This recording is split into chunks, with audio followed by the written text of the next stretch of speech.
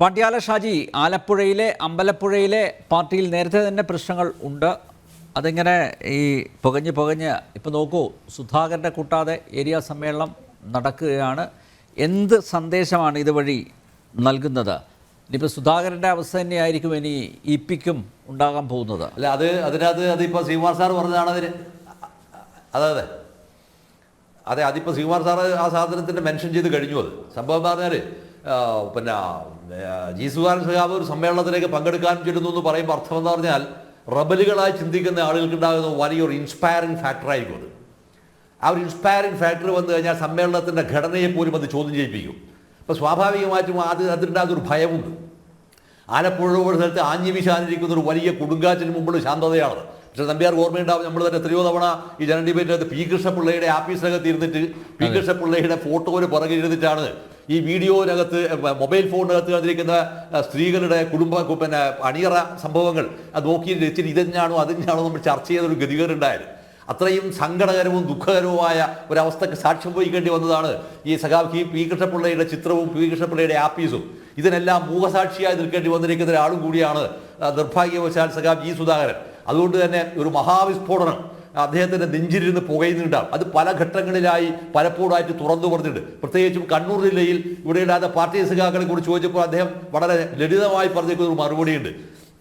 ഒട്ടനവധി രക്തസാക്ഷികളെ നിർമ്മിക്കുകയും വിവിധ പാർട്ടികൾക്കകത്ത് ആളുകളെ കൊല്ലുകയും ചെയ്ത് കുറേ ആളുകൾ ധനാഢ്യന്മാരായി എന്നല്ലാതെ എന്താണ് Kannur communist party of India മാർക്സിസ്റ്റിന്റെ പിന്നെ സംഭാവന ഈ കേരളത്തിൽ നൽകിയത് എന്ന ഗൗരവതരമായ ചോദ്യം ഈ പറയുന്ന ജി സുധാകരൻ ചോദിച്ചിട്ടുണ്ട്. കേൾക്കുമ്പോൾ നെഞ്ച് വിടച്ചു പോകുന്നൊരു ചോദ്യമാണ്.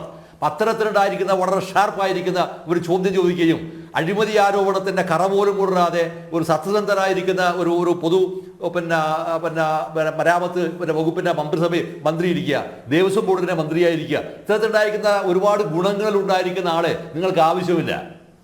അതിന് പകരം എന്താണെന്ന് പറഞ്ഞാൽ ഈ ഭൂമിയിലുള്ള എന്തെല്ലാംവിധ വൃത്തികേടുകൾ ചെയ്യാമോ, അധാർമിക പ്രവൃത്തികൾ ചെയ്യാൻ റിസർച്ച് നടത്തുന്ന ആളുകളെ നിങ്ങളുടെ മന്ത്രിസഭത്ത് കൊണ്ടുവരിക, അവരെ പാർട്ടിയുടെ പ്രധാനപ്പെട്ട കേന്ദ്രങ്ങളിലേക്ക് കൊണ്ടുപോയി ഇരുത്തുകയും ചെയ്യുക. ഇത് സത്യത്തിലായിരുന്നതെന്ന് പറഞ്ഞാൽ അത് വളരെ കൃത്യമായി ഞാൻ പറഞ്ഞിരിക്കുന്ന കേരള ചഷസ്ക്യുവായ മിസ്റ്റർ വിജയന്റെയും ഈ പരിവാര വൃന്ദത്തിൻ്റെയും അടിസ്ഥാനപരമായ ഒരു രാഷ്ട്രീയ താല്പര്യമാണ്.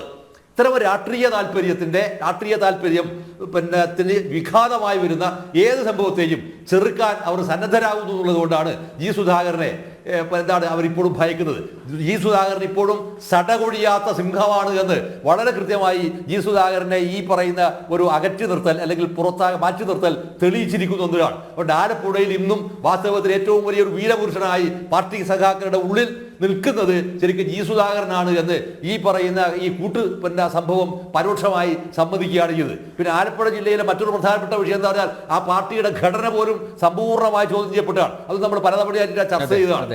വ്യഭിചാരം ഒരു ഭാഗത്ത്, ലഹരി വേറൊരു ഭാഗത്ത്, പിന്നെ ഹോമോസെക്ഷൽ വേറൊരു ഭാഗത്ത്, ഇങ്ങനെ വരാവുന്ന സർവ്വവൃത്തികേടുകളും ഈ അവിടെയാണ് ശരിക്കും ആലപ്പുഴയിൽ വരൊക്കെ ഞാൻ വളരെ മുമ്പേ ചോദിക്കുന്ന ഒരു ചോദ്യമുണ്ട്. പുന്നപ്ര വയലാറിനകത്ത് എത്ര ആളുകൾ വെടിയേറ്റ് മരിച്ചു എന്ന് നമുക്ക് ഇപ്പോഴും അറിയില്ല.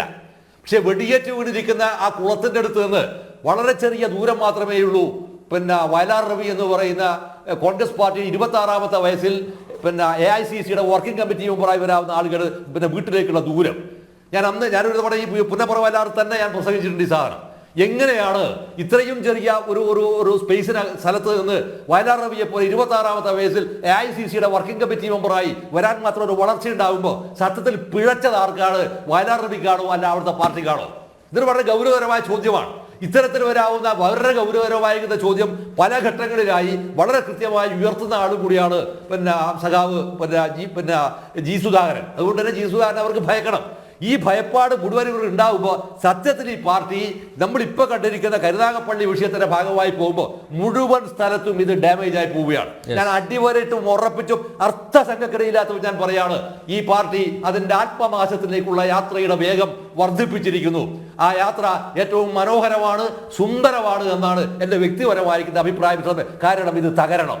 ഇത് തകരുന്നതിലൂടെ മാത്രമേ കേരളത്തിനകത്ത് മനുഷ്യനായി പിറന്നവര് മനുഷ്യനായി ജീവിക്കാനും മനുഷ്യനായി ഭരിക്കാനുമുള്ള സ്വാതന്ത്ര്യമുള്ളൂ. ഇല്ല, ഒറ്റൊരു കാര്യമുള്ളൂ. ഇല്ലാത്ത പക്ഷം സ്വർഗത്തിന് താഴെ ഇവിടെ നിൽക്കുന്ന ഏറ്റവും മനോഹരമായി ഏറ്റവും ലാഭകരമായ തൊഴിൽ ഏതാണെന്ന് ചോദിച്ചാൽ ഒറ്റ ഉത്തരം മാത്രമേ ഉള്ളൂ: കമ്മ്യൂണിസ്റ്റ് പാർട്ടി ഓഫ് ഇന്ത്യ മാർക്സിസ്റ്റിന്റെ സംഘടനക്കകത്തെ ഏതെങ്കിലും പ്രധാനപ്പെട്ട ഒരു തസ്തികയിലോ ബ്രാഞ്ചിലോ നിങ്ങൾ ഇരുന്നാൽ മതി. സ്വർഗത്തേക്കാൾ ഗംഭീരമായി, അതിനേക്കാൾ ആനന്ദപൂരിതമായി നിങ്ങൾക്ക് ജീവിച്ചു തീർക്കാനുള്ള എല്ലാവിധ ആർഭാടവും സൗകര്യങ്ങളും ചെയ്തു തരുന്ന ഒരു പാർട്ടിയായി നിർഭാഗ്യവശാൽ ഈ പാർട്ടി മാറിയിരിക്കുന്നു. അതിൻ്റെ മരണമണി മുടങ്ങുന്നതിൻ്റെ ഒരു ശബ്ദം വളരെ കൃത്യമായി ഈ സ്ത്രീകളുടെ മുദ്രാവാക്യത്തിലൂടെ മുടങ്ങിയിരിക്കുന്നു എന്നത് കേരളത്തിലെ ഏറ്റവും മനോഹരമായ ഒരു രാഷ്ട്രീയ അധ്യായത്തിൻ്റെ ഒരു ചെറിയ ചിന്താണ് എന്നാണ് മിസ്റ്റർ നമ്പ്യാർ എനിക്ക് പറയാനുള്ളത്.